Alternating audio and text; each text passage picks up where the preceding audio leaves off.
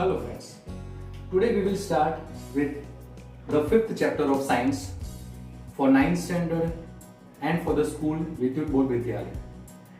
The name of the chapter is the fundamental unit of life. Now whenever we talk about the word fundamental unit, the word which comes into our mind, that is, what is this fundamental? So the English meaning of the word fundamental is basic. So here, what is the basic unit of life?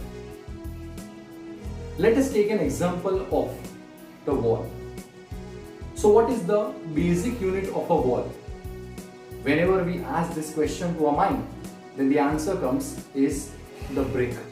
So the brick is the basic unit of the wall. Exactly in a similar way, if we ask the question that what is the basic unit of a living organism, then a lot of answers are there. But let us go into the history of it. In the year 1665, Robert Hooke, one of the very famous scientists, he took a cork, C-O-R-K, cork. Now this cork is nothing but the head of a champagne bottle. He took the slices of the cork and he observed some sort of honeycomb type of structures, means some sort of hexagonal type of structures under his self-designed microscope. At that time, there were no such sort of highly equipped microscope, so he made his own microscope and he called it as a self-designed microscope. Moreover, when he observed under the microscope, he was able to observe certain hexagonal type of structures. You can see in the diagram here I have drawn that these small compartments were called as the cell, and he named as the cell, which is a Latin word and whose English meaning comes out to be a little room. Now let us go into the definition of a cell. So a cell is a structural and functional unit of living organisms. You can see here I have highlighted the two major words, that is the structural and functional. Now the first question, why the cell is said to be a structural unit? The answer is the cell unite together to form a lot of structures. And the second question, why it is said to be a functional unit?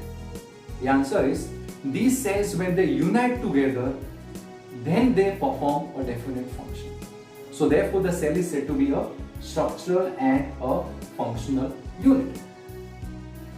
Furthermore, these cells, when they unite together, the cells unite to form the tissues. These tissues, they unite to form the organs.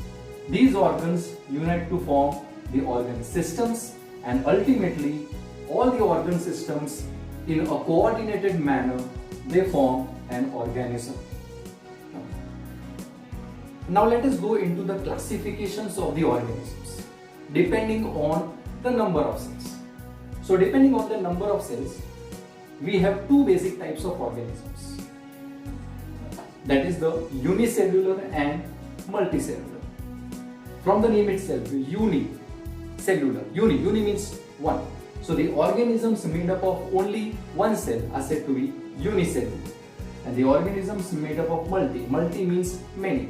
So the organisms made up of many cells, they are said to be the multicellular.